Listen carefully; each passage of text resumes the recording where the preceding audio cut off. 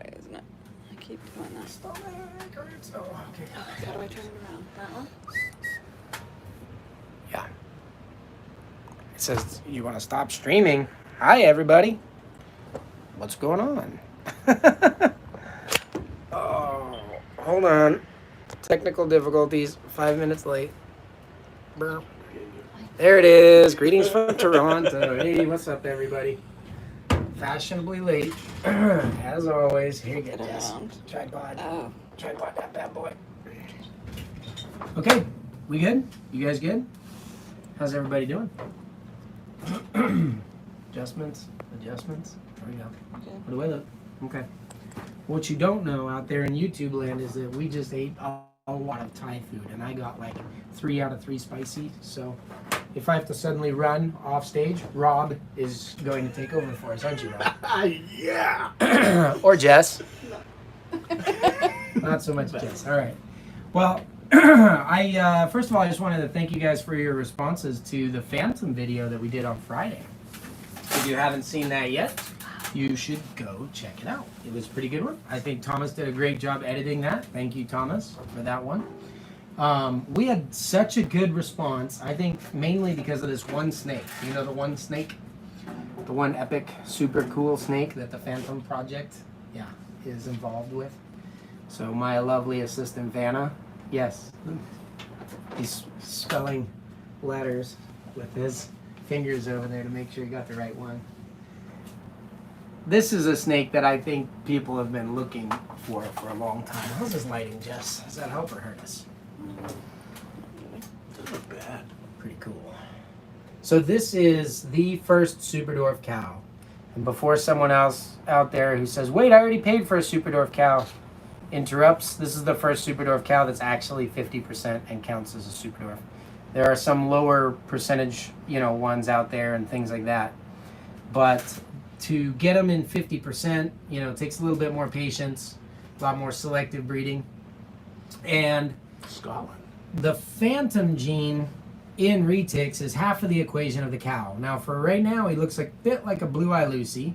But even from the video we just put up on Friday, I don't know if you guys can see, he's got a little black spot there. We've got a little orange spot here. Are you able to pick that up? Because he just shed, and so he's starting to get, here we go, little orange spots, black spots. You could kind of see some yellow background color coming in. And these things go through a color change as they grow. And they basically end up looking something like a Jersey cow, which is where they got the name from. So this is Phantom and Orange Ghost Stripe.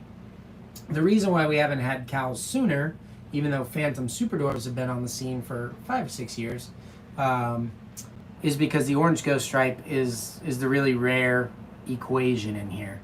To give you guys an idea, the very first Superdwarf Orange Ghost Stripes were sold by us last year for 5 figures. So they were pretty expensive, and it takes a lot to get all those, genetics maintained in the Superdwarf into this.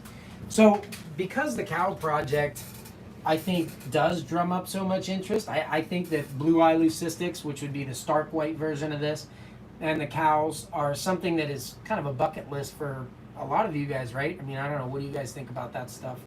I know that I think they're probably visually one of the most spectacular morphs that you can get. And they don't seem to have the health issues that the black-eyed leucistics or anything like that have, which makes them a good, viable, healthy snake. We've had no issues with our Orange Ghost Stripes, our Phantoms, our cow, limited experience with the cow, obviously. But the other stuff's been doing great.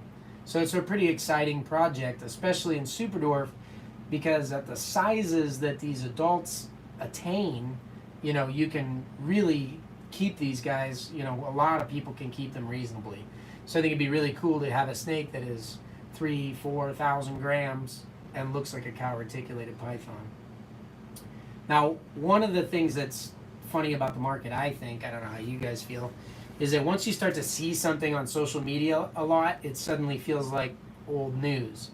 Well, with Superdwarf reticulated pythons, that just, it takes so long to develop things that, like I get requests constantly. People will see, oh, someone made a panda pied last week. Can I get a Superdwarf one of those? and things like that, they don't realize how long it does take to get those genetics down in size with enough Superdwarf influence that they're predictable results, that you're always getting small babies out of that. But this is probably one of the more exciting genetic mutations in a long time. There are other mutations out there that look really cool. For example, if you check out rainbows in reticulated pythons, that's a really neat new morph. But if you ask someone like my wife, well, actually my wife would probably be pretty good at this. Go ask your wife what the difference, to pick out a rainbow versus, say, a motley tiger, and they're going to say that the snakes look the same, right? Motley tiger's been around forever, unless you're a super retic nerd like some of us are, and you just geek out on the minute changes between that and, say, a rainbow. Whereas a cow or a blue-eye leucistic, I mean, a baby can tell the difference. If they can understand the color white, they'll point at it and be able to see the difference. So when you have an animal like that, it just represents a very long-term lasting kind of a value on the market. And these are the questions that I wanted to answer for you guys. How are we doing on comments? Have anything I need to address right now? No, I wanted to come live hello. so that you guys could bring some of these questions live and I could answer them for you, but with the benefit of everybody else being able to hear rather than just handling all this private message. So, Rob, do you want to pull the purple girl? Yeah. I want to give you an example from a market standpoint. If you were talking about, purchasing an animal like this, as expensive as it was, and how that would work out. So, this girl here is a high percentage Superdwarf purple albino. She was actually bred by my buddy Richard Bilbo and is one of my holdbacks from the year. Just a purple albino, the Superdwarf purples. This is one of the first mutations that was out there in reticulated pythons. Not the first, but one of the first. And Superdwarf albinos came out shortly after mainland albinos did, simply because the original wild-caught albino male was bred to some Superdwarfs around the same time as he was bred to some mainland normals and produced them. So they came out in the late 90s. And so this is an animal that, as a mutation, has been around now for 20 years, the Superdwarf albino. And these animals, siblings to this animal right here in a higher percentage, something that's been perfected over time, we're literally selling just the straight up albinos for $3,000, $4,000, $5,000 from this clutch this year. And so if you purchased those animals 20 years ago and have been selling them ever since, and by the way, I have a long waiting list for albinos. I sell every Superdwarf albino I can produce, and they basically sell right out of the egg even after 20 years because it is a visually spectacular morph. What's up?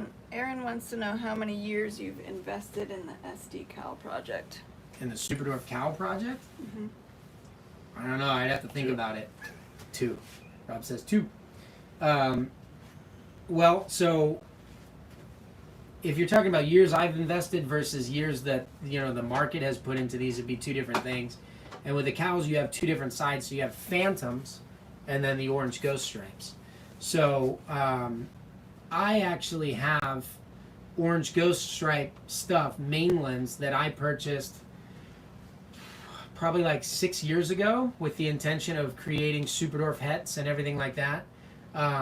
The funny thing was other people beat me to it.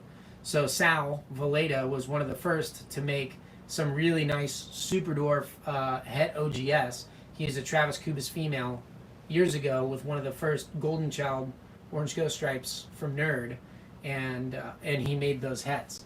So I ended up coming around with these. I own one of the original female hets. There's a Phantom project that you guys probably follow with me and Andrew Acevedo that we've been working on forever. Andrew's got 2 generations in. The 3rd generation was a combination between he and I.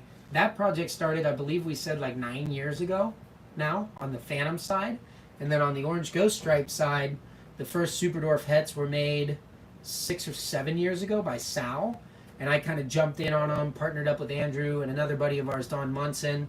who has some of the Superdwarf head OGS stuff, and so that is how it went. So this was not a one-man show. This was actually the culmination of a lot of good breeders for very many years, starting close to a decade ago, to make the first Superdwarf cow.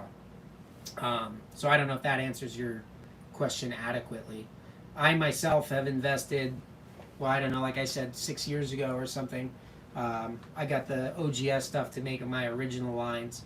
And so those are the only mainlands I have are new morphs that I move into things. So somewhat like I'm working on Superdwarf pieds behind the scene and have been growing up, from hatchlings, select pieds that I want to use for that project for, I don't know, 6, 7, 8 years now, that are going into those projects. So it takes a really long time. The idea is, if you take this guy, let's say he's 50% Superdwarf, and you want to make a return on investment. Can I share money with you guys? I usually don't do this on YouTube, especially live. Everybody freaks out. Rob's wincing over there. This is not a cheap animal, okay? There are more expensive animals, sure, but this animal cost $30,000. Now, likewise, my original snow male, which was from like that albino project, cost $25,000. Over the course, and he was hatched in 2011. Ever since then, I've been breeding him and producing albinos like those for all these years and selling them at a few $1,000s a piece the entire time. That animal has made his original investment 10 times over in the last 10 years, pretty easily, while I was having a lot of fun. So this is one of those kinds of projects. If you only had one and you didn't have a female to breed a male like this to, I would try to probably breed him to, like a pure Superdwarf. You'd make 75% Superdwarfs. The cow is an allelic trait, which means it makes two things. It works like a homozygous recessive, but it makes two kinds of snakes at once. It'll make phantoms and it'll make head orange ghost. And I would say that a 75% Superdwarf Phantom, well, I can tell you, because we actually got some of the first ones to be offered for sale this year, and those Superdwarf Phantoms, I think our cheap ones were $3,500, right? Yeah, $4,000 you're saying? Yeah. You want to pull out one of the 75%ers? Jonathan wanted to know if you could show an orange ghost stripe. We can show an orange ghost stripe. Let Rob grab me a Phantom over here real quick. What's up, Mr. Cow? That'll work. You want me to put the cow back? Yeah, this is actually a 62.5% Superdwarf Phantom Tiger. The Tiger really takes over the Phantom gene. I don't know, Jess, can you see like the crazy tail patterns and everything on that guy? Pretty intense. So they play with it quite a bit. Yeah, you want to pull one of the OGS? So the orange ghost stripe we're going to show you is he's from the first clutch of orange ghost stripes ever produced. But they're exceedingly rare. The orange ghost stripe Superdwarfs, there's only a couple of them that exist yet, and they're only a year old. None of them have actually bred yet. So making 75% Superdwarf Phantoms at a few $1,000s a piece, and then the head orange ghost stripe should be at least that much, probably a little bit more. 18 months from now, times however many females you have, it's a pretty good prospect, I would think, for reinvestment value. And you're getting in at a time when everyone is just starting to catch on. This is the orange ghost stripe. Whoa! They're striped out. He actually kind of looks like this Phantom Tiger superficially. He's getting tips like. Got his tail on the desk.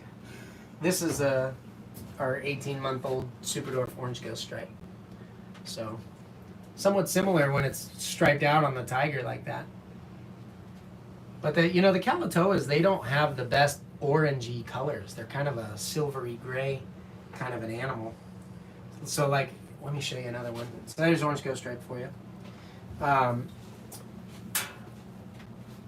So this is kind of where I'm thinking, if you start with the cows and the phantoms, and two phantoms together produce a blue eye Lucy. I'd show you one, but I don't have one. The Superdwarf ones don't exist yet. That's a snake that you can make over and over and over again for a very long time, as long as you're very particular about your bloodlines and genetics, which help you with the size, so that your animals are maturing at a small size, and you build up your reputation for some good bloodline animals. Can I see the Calatoa and the Calicoa Phantom. I want to show you guys a little bit about what you can do with a Phantom aside from the cow, because making an all-white snake is a great option, but it's also pretty fun from a selective breeding standpoint. This is a pure Superdwarf. This is actually one that we crossed some old school Superdwarf bloodlines, Garrett DeMeyer bloodline times Travis Kubis bloodline. And the Calicoa stuff, this is at least half Calicoa, if not more. Garrett DeMeyer bloodline is a little blended probably. But they have this really high saddle count and they mature into some really nice silver grays. And if you look at the Phantom bred into the Superdwarf, you can see, Jess, how well can we see this? Or Rob, you want to grab that camera? Take a look at the difference in the how high saddle count it is. You can really see the Calicoa influence. See how the side rosettes are very similar on both? And they just have a very high saddle count. I mean, these dots on the top, there's a lot of them from head to tail. It's one of the traits of those Superdwarf Island animals. They have a lot busier pattern than the mainland. And so this is what you get. You get a lot of silvery tones in the sides. And the Phantoms are, you know, somewhat brown, if you could say. And I don't know how these are going to turn out. They, you know, the Calicoas get like a really cool kind of charcoal gray as adults. But the Phantom is really nice with some reds in it. And so it's kind of cool to see where you can take this. So one thing that you can do in the Calicoa bent, we accidentally got with our 75 percenters are these guys. This is Calicoa Madu, so maybe it's not a completely fair comparison. But this is an Anery. I don't know how good the lighting is in here for this. But take a look at the Phantom here and the Anery Phantom here. Can you guys see that difference? Very green on this side with those kind of translucent, pale, sort of lilac colors. And so you can take it this direction and pull some really neat like greens and grays out of it. And one way to accentuate that even further, let's see how many snakes I can hold, is to add a color enhancing gene like a Sunfire to it, which cleans it up. And then the Anery, this guy's in shed. He's gonna look only super cool, not mega cool like he normally does. But this is a sibling to this one. This is a Phantom Anery. That guy's actually for sale. This is our holdback. This is a Sunfire Phantom Anery. Holton wanted you to clarify if Anery is naturally occurring, and if so, is it possible to get a pure Anery? Anery is naturally occurring on those islands. Finding a pure is kind of like finding a unicorn. Surely they do exist. Very difficult to catch. So the only Anery pure locality animal I've ever produced was a Karompa. We do have some Anery Madu Calicoa crosses, but yeah, getting a pure Anery Calicoa or otherwise is very, very difficult. So this is kind of taking the Phantom into that Superdwarf, you know, Madu Calicoa realm, and you get a lot of cool silvery colors and these beautiful Anerys, which I love, which is pretty neat. But if I strip these back down, let me show you some other locality projects you can do, because that's what we like. Jake had a good question. What would be a good project starting out to reach the goal of getting investment level animals? Well, that's kind of what we're talking about. I mean, so here's the thing. The Phantoms are well developed. I'm showing you multiple morphs. Until this year, you couldn't go buy any Superdwarf Phantoms over 50%. But this year, we've got them all the way up to 75 and with 4 genes in them. So grabbing these as they're well developed, the best bloodline that you can as a female now, while you wait for the orange ghost stripe stuff to become more common and more affordable, would be a really good way to set yourself up for cows. Because if you buy a female, you can wait about 2 years. So this is a Calicoa. This is another locality called a Tom Belongan. This is a relatively obscure locality, but it's a low saddle count. Lots of nice reds in there. You guys can see the difference there. So see how much more bold the black patterning is on the Tom Belongan here, and that clean orange background color. So one of the things that we did, instead of taking Phantom to Calicoa, or in addition to, I should say, we took a Tom Belongan, and this was actually Rob and I, and bred it to a Phantom Het Purple, because we wanted to take, you know, a little bit more of a reddish route with the Phantom. and try to capitalize on that. So here's what that looks like. Pretty cool. This is now a 50% Tom Belongan Phantom, and these just hatched. They just had their first shed. So I don't know if you guys can tell. Here, Jess, you want to hold this guy? Or you can even put him back probably. This one here is a very kind of like a brownish gray tone. And then if you can see it in the light, look at the difference that Tom Belongan makes. It's like peach colored. Really spectacular. Rob's drooling on the camera. Sorry. Wipe that off, Rob. Whoops. Yeah. Yeah, look at the sides of that. So much cleaner sides, whereas this is very speckly and intense. This one's super clean and really bright red. And then crazy tail patterns on these too. So we're calling these the Phantoms. The Tom Belongan is closely related to Slayer, but even smaller. All right. I'm going to take a live Thai food break while Rob explains to you about the Phantom project. Oh, this is not a... Justin's going to hold the camera. You guys are going to have fun with this. Ask away. Whatever you want, Rob has to answer. Yeah, any question whatsoever, I will answer. Thomas said every like helps Rob keep his job. Yes, help me stay here at Reach Out Reptiles. I like it. So the Tom Belongan is like a, I don't know if Garrett said, like a Sulawesi, but small. And when he came up to me and said, hey, I think we ought to run that to your Phantom female, at first I thought, just making more Phantoms. And then they hatched. And I'm blown away. I don't know how well that is picking up, but these things are like next level orange and red compared to these other Kalatoa Phantoms. Let's see if I can get Rob has some fans. a good side view.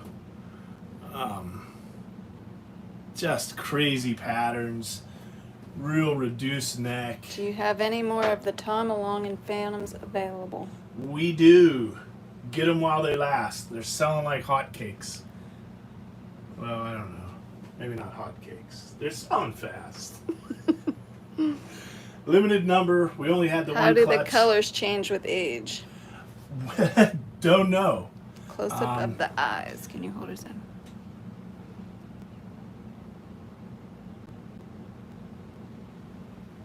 These things have never been done in the U.S. before. I don't know if they've been done overseas yet. This is the first Tom Belongan cross in the U.S. And we decided to go with Phantom. And I think we did the right thing there. I think they came out really spectacular. If you get one of these, you will not be disappointed. They are incredible. We only had, let's see, I think it was 24 eggs. So Phantoms, we didn't get a lot of them. I want to say we had 10 of them. I don't think we had quite 10. Phantoms? Yeah. I think we had 9 and a few of them are sold now. 9 and a few sold? I stand corrected. I thought you were upstairs. Oh, I was.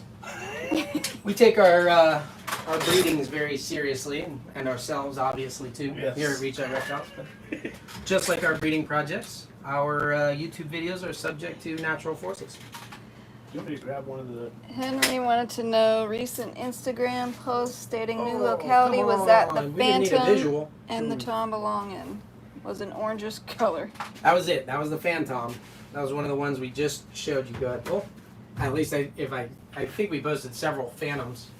You're talking about the really, really orange one?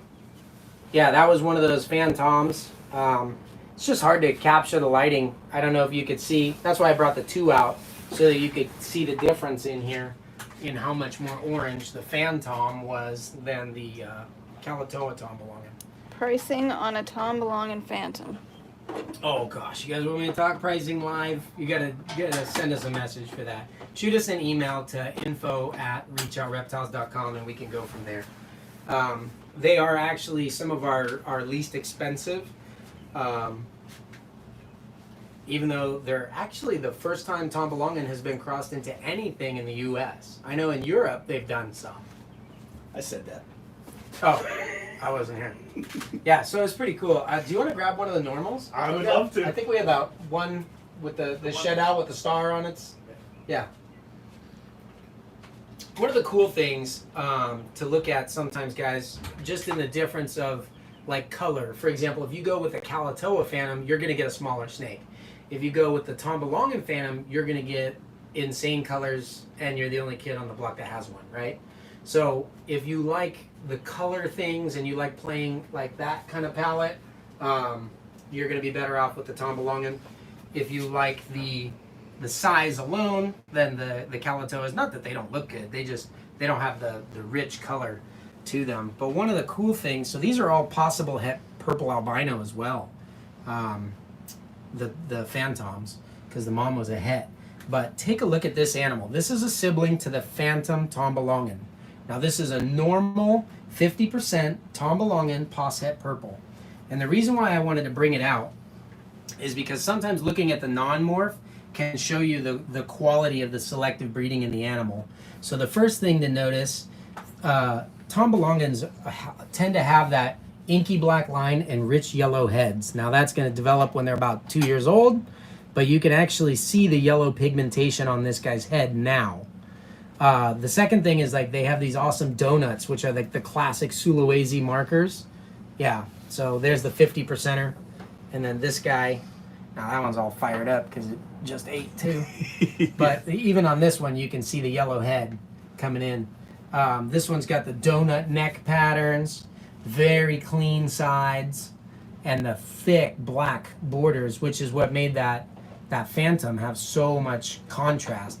The darker the color in the base animal and the richer kind of the yellows, oranges, browns, then the brighter they're going to be when you start adding genes like Phantoms, which lighten them up a lot. So getting that dark, rich color, like the peachy color that you see on the Phantoms, it doesn't come from the Phantom gene, it comes from this. You guys see that color, right? Bordering the black. There's that crazy peach. And on these guys, you get just a little bit of it, like the few scales at the bottom portion of the pattern. But when you take that Phantom gene, it lightens it and it washes up over the top. You're bringing all of that color up and out to the surface. So that's why I like the Phantom gene. It's really cool. It has a nice, thanks Rob. It has a nice like 1-2 punch to it between being able to do like the color selective breeding stuff and also then going for blue eye leucistics in cows. But I did want to explain to you guys just a little bit, if I can share, like how we've been able to kind of ride the front of the wave financially as far as producing morphs that are new and exciting and just desirable enough to fetch those high prices. I think a lot of people get into it wrong. I think a lot of people look at buying their snakes, they call it investing, and they think of it almost like a car collector would. You buy a classic car and it appreciates in value over time. So I remember examples of snakes on the market. Take, for example, the banana ball python. You know, people were buying them at $25,000, and then maybe a year and a half later, they were like $2,000. And everyone was screaming and crying and whining, everyone that didn't actually have a banana. But wanted one at 25 grand. When they were 2 grand, everyone like lost their faith in the market. What they didn't realize is the people who put in $25,000 were able to sell their babies at $2,000 each times a half a clutch. And everybody I knew that had bananas at that time, they brought them to like 10 and 15 females. So, I mean, I don't know, you can do the math on that. If you say an average of an 8-egg clutch, you know, you're getting 40 of them at 2 grand. That's like $80,000 for a $25,000 investment about a year later. So anyone that did that was like exceedingly happy. The difference here is that you have how many people breeding ball pythons? I mean, I guarantee you on my block, there's 3 kids that aspire to be ball python breeders someday, which is great. It means there's a large market and there's room for everyone to participate. What I'm trying to explain is that these animals represent a fairly rare opportunity to get something that has value and a retained value for a long time, because after the bananas came out at 2,000, they dropped pretty quickly. And what can you get a banana for now? Like $200-300, you know, something like that. And they're still great. People buy them up. They're gorgeous snakes. And maybe a couple of the kids on the block have a banana, you know. But what I don't want to do is buy my $25,000 snake and then be selling the babies for $200 forever. But with the super dwarves, there's so many more people getting into them now than are breeding them. There's only a handful of people that are making like nice, legitimate, small size super dwarf combos. So as long as you can kind of stand on the shoulders of the people who put all the selective breeding into the bloodlines already and move forward from there, you stand to get a snake like the cow. Can we bring that out just because he's hot? Is there anybody we missed over there? I think we showed them all, right? We showed them all. Yeah. Did you do the sun or the tiger phantom? We did, yeah. We brought the tiger phantom out. Can we do some questions? Yeah, we did questions. How many pure toms are in the U.S. at this point? So actually, there has only been one. I believe there was actually 2 pairs of Tom Belongans ever imported. All of the Tom Belongans in captivity in the U.S. go back to a German breeder named Karsten Wollner of Retics. Probably one of my favorite retic breeders ever. But really cool story about the Tom Belongan stuff.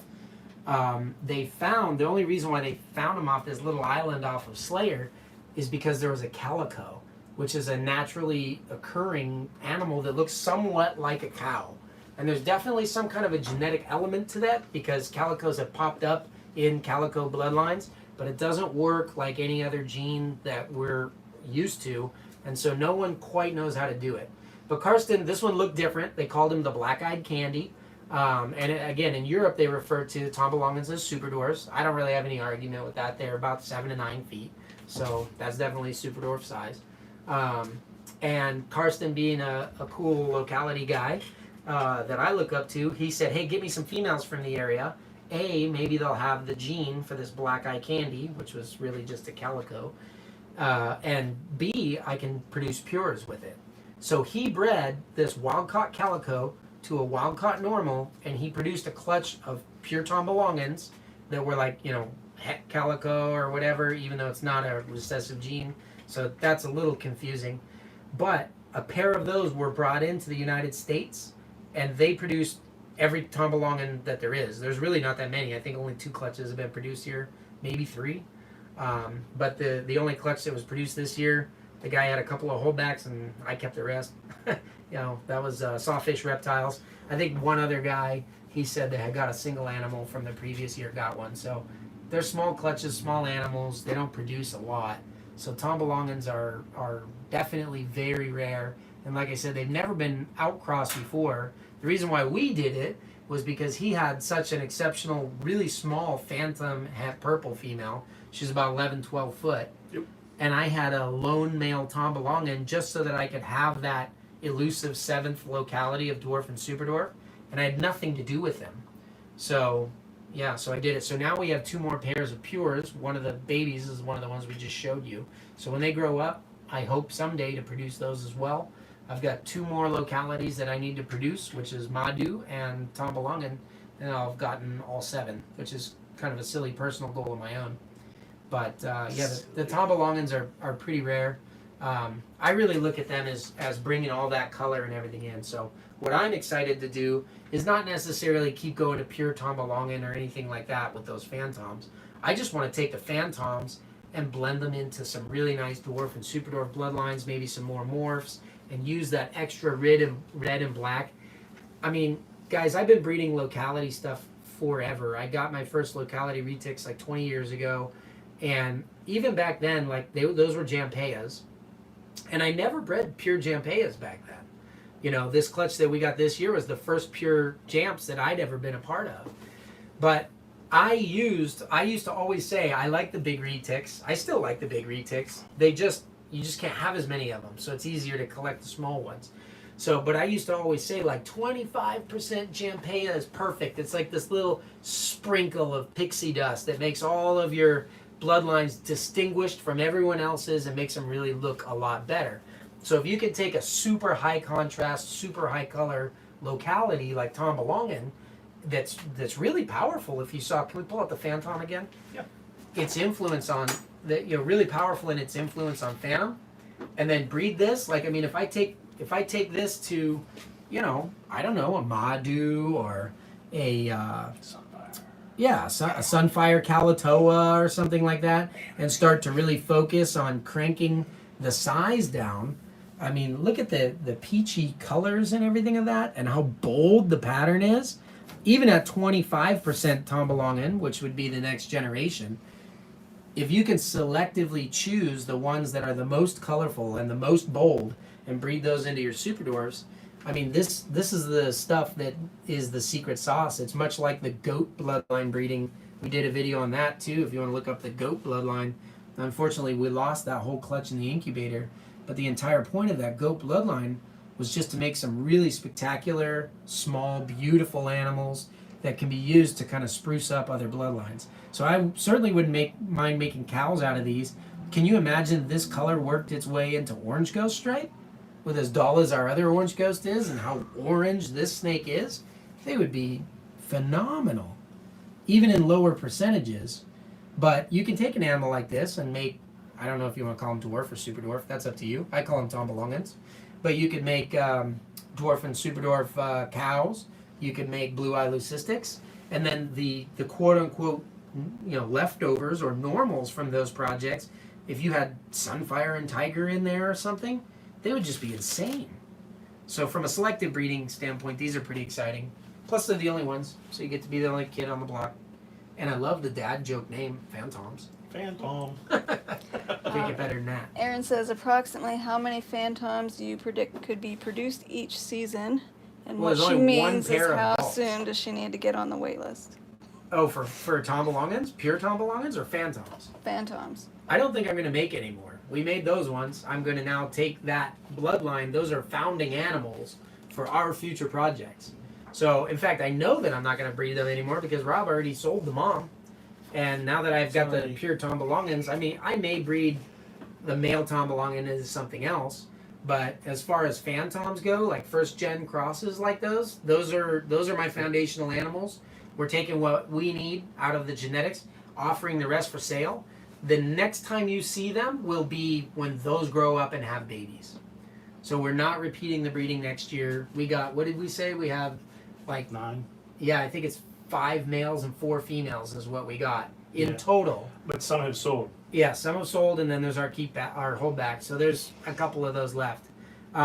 If you can't afford the Phantom gene bred down into the dwarf because it is still kind of new and rare, and they're really not that expensive. No. I'll ballpark you guys. I don't know. Do we care? I don't care. We already talked. This guy's $30,000. We might as well tell him. Yeah. So the Phantoms are $13.50 for males and $16.50 for females. So that's pretty affordable. That's actually our most affordable dwarf or super dwarf. Like the next step up would be Calatoas, and the 50% Calatoas are a little bit more. You can jump ahead a generation if you really want some nice small ones. Go for the 62.5 or the 75% super dwarf phantoms. If your goal is to make like ball python sized cows that everybody can have, that's what you're going to want to go with, the 75s and the 62s. A lot of work's been put into getting those shrunk down. But the phantom stuff, I mean, those are the prices that we're asking on those. The normal siblings that are so nice looking are, I mean, You almost hate to call them normal. yeah, well, I'm not the guy that, like, I don't try to charge as much as I can for everything. I feel like all of the bloodlines and dwarf locality crosses we do are really nice, and I like to get really nice animals into people's hands. So the males from those are $350. Yeah. The females are $550. Not the phantoms, but the normal toms. The 50% Toms. The tom-toms. Tom. Yeah, the 50% Tom Belongan crosses are $350 for males, $550 for females. So if you're just looking to, get a nice smaller female, and those are Posset purple, to kind of spruce up your bloodlines. Can you imagine if they were purple? Man. Half of them are het purple. So if you end They up are. getting one of the het purple ones, and you get that orange onto a purple. Oh. So if you just want like a smaller female to have excellent bloodlines, benefit from our selective breeding without paying for the cow project phantom side of it, go get a $550 female, grow her up, and How big does a normal tom female get?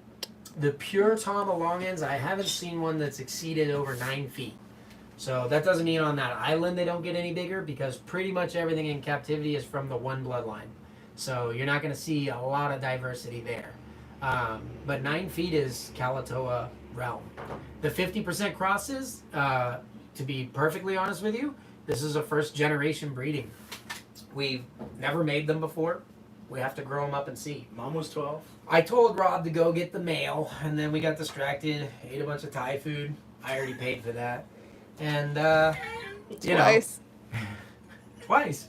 Twice. Oh, because you actually paid. Because I actually paid for it. I was like, no, this is just once. Sorry, guys. This was just. Yeah, it's been a long day. This is becoming less and less appropriate on the live feed. But their first gen crosses, you know, like we said, Mom was 11 or 12 feet. So even though she didn't have any dwarf or anything in her, very reasonably sized snake. So that's why we used her. And ran that Tom Belongan male to her. Got those fantastic colors. And yeah, they're gonna be nice snakes. I can't see them exceeding Mom's size at 11 or 12 feet because the dad is like maybe 7 feet. He's tiny. He's a tiny little guy. So maybe 6. You He's say maybe really 6 small. feet. Yeah, I mean He's a like, corn snake. Yeah, he is. He's pretty tiny. Do you think that super dwarfs will ever flood the market like ball pythons? I don't think they can. No. The problem with not the problem. This is the good thing for establishing a market that ball pythons have is that they breed no matter what body shape or condition they're in, meaning they're very abusable and you can still get eggs out of them. And they mature relatively young, 2.5, 3 years, your female is producing. Super dwarfs commonly take, I don't know, 4 and 5 years. Super dwarfs are not a new thing. I think a fresh light has been brought to them, but they've been around for decades. And like I said, that without having a lot of adults out there, like someone was asking about production of Tom Belongans, there's one adult breeder female in the country, and that's it. And she's bred the last 2 years in a row, so she might take the next year off. It could be 2 years again before we see any pure Tom Belongans. Or maybe something will go wrong with her, like our Jampea. We finally got our pure Jamps. The female, the mother that produced those, died. So that whole bloodline was nearly lost. I'm glad we got a clutch of pures before she went, because she made a lot of beautiful crosses when we didn't have any males available. So we got that wild caught male and put it to her, and that's the future. So I don't think, you know, with a 4 and 5 year maturity rate, the small clutch sizes they have, the relative few breeders that are into them. I mean, if a banana ball python hits the market when there are literally thousands of ball python breeders, can take your $25,000 investment and make you 80 grand in the first season that he's breeding, then, you know, I can count on one hand how many like legit dedicated Superdwarf breeders there are that have established animals for long periods of time. Everyone else has gotten into them within the last 3, 4, 5 years. So they either bought adults and are breeding, or they're just getting to where their first generation's growing up now. So there may be dozens, but there are not thousands of people capable of breeding Superdwarfs at all. And then out of all those people, which projects do they have? Because they're not all going to have cow projects, or Phantom projects, or Orange Ghost Stripe projects. So as the Superdwarfs continue to become more and more, you know, mainstream, that people are finally realizing some of the small sizes and everything like that, you know, the project is more and more viable. Have you ever thought of doing snow X anthrax? Snow times anthrax? Yeah. That would be great. I'm not touching anthrax till it's Superdwarf though. I know there are some people already out there working on the gene. If I was to go make a Superdwarf anthrax right now, I would want to get some crazy double recessive anthrax. Like, I'd probably want, I don't know, whatever top of the line is. I like the Sunfire Mochino anthrax, stuff like that. Maybe Renick Ghost anthrax. Wait for a male of those, run it to a pure Superdwarf, make that project happen for 10 years. Then I could breed it to a snow, make triple heads, grow those up another 5 years, and then I could make them 15 years. But I'll just wait for someone to make a Superdwarf anthrax, and then yeah, absolutely, I'll breed it to a snow. I think we'll see things like marble snows and stuff a lot sooner than that, though. Urban Exotics said, did you happen to show the pure coyotes? I think he wants to see them. No, this is a Phantom one. Here, yeah, go grab a pure coyote. We can show the pure coyotes are another really great. You know, it's funny. People always like scream to try to define these localities as are they dwarf or super dwarf. As an exclusive breeder of dwarf and super dwarf retics, I can tell you I don't even like those terms. They're goofy terms. They're made up. They're made to market things. People can loosen the definitions a little bit and justify selling you anything as a dwarf these days. It's kind of crazy. But there's 7 localities. The ones that nobody will argue are super dwarf are Karrampa, Kalatoa, and Madu. Those are the smallest. It's easy for everyone to say, oh, I want those. Those are the smallest. But you have to realize, like, Madu haven't been bred in 10 years. Karrampa were only bred for the first time in the U.S. this year by us.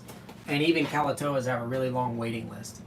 Then the 2 localities no one will argue are a dwarf are the Jampeanus and the Slayers. And so those are great. Jampeanus, we had that clutch. That was the first time in a decade. Slayers, we got 2 clutches this year, but those are the first clutches since 2016. I don't know if you guys are seeing a pattern here or not, but there's not a lot of those animals to go around. So it's still very much a time to be scooping up the foundation animals of a project. Then we have these 2 localities in between that get overlooked. Everyone knows Slayers are gorgeous, so they get them, and they're dwarfs. Everyone knows Jampeanus are like the classic dwarf, so they love them. And us old timers are like, oh yeah, these are like the classic dwarfs. You know, like back in my day, it's kind of like driving a '65 Mustang for your first car or whatever. Those are the Jampeanus. But the Coyotes and the Tom Belongans are split from both sides. So the Coyotes are a lot like the Jamps and the super dwarf localities in terms of their looks, but they are a little bit more colorful. This is one here. I don't know how well I got to see it, but let me describe it real quick. We'll do a locality spotlight for these eventually. They're very brown as babies, but if you know what you're looking for, you can see it. So they still have the high saddle count like the super dwarfs do. They tend to have a very zigzaggy kind of a pattern, nice bold lines. And then if you look at the sides of them, they have much more, oh my gosh, our color is horrible on there. I can finally see the screen. Open that door behind you. Is there any light left? I don't know if we got daylight left or nope. No. Oh, fluorescent lights. Anyway, there's a lot of that orange color coming in. So these are a very small super dwarfy one. The grandmother of this girl who was imported, there's kind of a famous picture of her. She was imported from the wild by Bushmaster Reptiles. And there's a picture of her on a clutch of eggs with a dollar bill in front, and the dollar bill almost hides her and her eggs. And that's Coyote. So this is one of the ones that people like to argue, is it dwarf or super dwarf? And I would say, like, on average, the locality might get a little bigger than the smallest 3, but there's still some very, very small Coyotes out there to be had. And I think we have a pretty nice bloodline here. So, and then the Tom Belongans, likewise, they look like the Slayers, but they're more in that super dwarf size range. So, really beautiful. And the funny thing about these 2 localities is everyone is so concerned whether a Tom Belongan and a Coyote is a dwarf or a super dwarf that nobody, like, everyone forgets to buy them, have them, breed them, enjoy them for what they are. I don't care if you're dwarf or super dwarf. They don't know if they're dwarf or super dwarf. They're just gorgeous little pure locality animals, and they're the cheapest 2 localities you can buy. They're super overlooked. So really exciting projects, especially when you consider all the colors. The Coyote is one that is really starting to be developed. People have made marbles in them. They've added platinum and sunfire. We've got some friends, some customers that just picked up a pair of these, as well as a Motley Tiger cross with some Coyote in it that we made. And they're choosing these over the Kalatoas because of they still have that high saddle count, but they have the rich colors that the smallest 3 lack. What's your goals with the Superdwarf Pied project? Make them as small as possible. I think the Pied is going to be a great project, similar to the albino. We're not going to make Superdwarf Pieds first, probably. I think someone else will probably do that. But we don't rush to make them first because I'm not really worried about slapping a Superdwarf label on something and saying, ha, 50%. You know, I really want to develop them and make them small. So what we have a breeder 50% Superdwarf het pied male that we're going to refine into some smaller females, make our own heads, grow them up, add a few different morphs along the way. Ooh, and what then kind? Yeah, and then we'll come out, 6 months, 12 months after the first Superdwarf prides probably. And I don't know. I mean, I wouldn't have thought that I would be the first one to produce Karampas either, because I know there's a lot of people trying it. So stuff happens. You just gotta keep moving in the right direction. And a lot of times, I mean, any unique success we've had where we're like, we're the first in the world, or we're this, or we're that. It wasn't like we had some kind of magic 8-ball that would tell us what the future was, or we had any better connections to anything than anybody else. I think it was just flat out resilience or stupidity, not knowing when to quit. So a lot of people, oh, this worried me, that worries me, I'm selling my collection, I'm getting out. We just never did that. We love our animals, we kept our animals, we kept breeding them, and when everyone else was gone, we were still here. It's kind of a Bubba Gump story, I guess. Do Superdwarfs have the same lifespan as mainlands? Yeah, I don't know that anyone really knows what those are. I think we haven't really been breeding and keeping them that long. But I know I have animals that came in that look like they were 15 years old as imports that I've had for 15 years. So, 30, 40-ish. I don't know. Somewhere from 20 to 50, I would say. Good ballpark. Is your male from the Coyote Het Pied clutch? Coyote Het Pied clutch. Who's asking? Huh? Well, that was Murray Mack. How did you know about those? Was that a European breeding that you're referring to? Murray, how do you know about Coyote Het Pieds?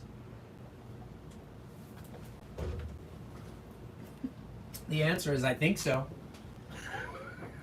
That's not an answer. Yeah. There was a pure Superdwarf female that a buddy of mine had that was like unknown locality, pure Superdwarf. And I'm pretty sure it was Doc Murdoch Coyote bloodline.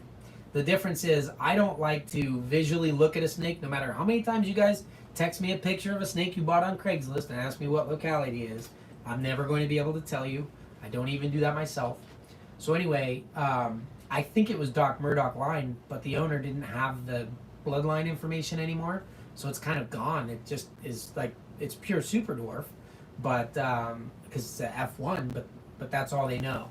So they didn't have any locality data on it. They bred that female to a pied male. So pied male to pure Superdwarf female. And and he's pretty dang small. And I have a male off of that. I actually have my buddy Scott blah blah blah to thank for that. Because I was thinking about getting him, didn't get him. And then he got him and raised it up. And I ended up wanting his later. So I took it from him. Murray says, I'm European, but one of my American friends told me about that clutch. Yeah, you're going to have to send me messages about it because I want to know how they say Coyote. I'm interested because, people, when you start talking about localities, people get excited and then they like slap localities on everything. The locality stuff for us, it had to be imported as that. You have to trace it back to the beginning. So if you trace it back to an animal, you're like, I think that's Coyote. That's not enough to call it a Coyote. So I just call them Superdwarf. They're great. They look good. You know what I mean? You'll find a lot of other breeders being like, well, I think ours are Coyote. Even with wild-caught stuff, it's a Superdwarf. But you don't know, exactly what locality. And it is funny because the Coyotes are quite different looking. How's our Het Pied looking? You want to show them off? Just ate. Get a big old meal in them? Big old meal in them. Yeah? Probably poop and pee all over them. You guys want to see our Superdwarf Het Pied? Exclusive behind the scenes. We usually only do this for Patreon. If you guys are enjoying the live feed, join our Patreon. We do this stuff all the time. Would you cross a pure Coyote to a pure Kalatoa? Probably not. I mean, I've done crosses like that before. I have Madu Kalatoa crosses, and I have some animals from other breeders that I was sold as pure Kalatoas that I suspect are Coyote Kalatoa crosses. The thing about it is, if you have pure locality here and pure locality there, and you cross them, like let's say I took Karampas, right? The Karampas sold for $10,000 a pair, and a Kalatoa right now sells for about $4,500 a pair. If you cross them, the babies are not $7,500 a pair. I sell them for like $1,000 because they're not pure locality anymore. So you're making mutts. The chances that they're going to be bred back into something, like a Kalatoa and then sold as Kalatoa is very high. That ruins bloodlines, dilutes the stuff. I mean, here I am saying this when I was talking about my goat line was Bantang, Sulawesi to, you know, a Karump, a Kalatoa cross. So it's exactly what you're talking about. The difference is I was keeping all of those animals, and then I was immediately outcrossing them to everything. So I'd say if you're going to do a cross like that, I'd be very careful who, if anyone, you sold them to, and I would probably only breed them in the morphs. You know, it's really not... preserving the breed line. Yeah, that's kind of like, you know, calling something like pure Jampeanus or saying pure Superdwarf and mixing all 3 islands or whatever. It's really not pure anything. You're really pushing it to call that stuff. Those are like, you know, pet store type animals. They can be good small animals. But yeah, here's our animal that we thought, he's got a little bit of a lump, doesn't he? But this is our breeder adult Superdwarf Het Pied, 4 years old. And, you know, I didn't trust the size genetics. Look, you can kind of see that wavy line there, the bolder blacks. Very much looks Kiowati to me, half Kiowati, because he's obviously Het Pied. But I'm not going to go call him Kiowati because I don't know. I know he's a Superdwarf. That's what I do. So what we do is we're not here to do the marketing thing of slapping a label on something to try to sell it to you. We're going to pass on whatever information we know about the bloodlines as we know it to be true. We do a lot of our research. We do even animals that we sell that are done on breeding loans with someone. I'm very careful to vet those animals that they use, all that kind of stuff. But it kind of sounds like we're getting off topic, which means everyone's done talking about the Phantoms and the Phantom project. So I love you guys. We would love to see you guys hang out with us more behind the scenes. So if you guys are into that kind of thing, definitely go to patreon.com and check out Reach Out Reptiles. Any of the videos that we have, there's a link in the description. There should be one on the link to this description. If there's not, there will be in a few minutes when I go edit it after I stop this live feed. And, you know, you can join us there and check out the different tiers that we have. Really helps support us. We're able to do a lot more of this kind of thing because the money pays for, you know, the staffing to come on to really be providing the support like we are here. Big thanks, guys, to Rob and Jess for staying all night, eating Thai food, putting up with me, grabbing all these snakes. You're welcome. Doing whatever we do. Jess does not say I'm welcome. But I hope you guys enjoyed that. Thank you again for joining us here at Reach Out Reptiles. We love you guys. It was really good hanging with you. Enjoy the rest of your night. And hopefully we'll see you back here Friday for our next video.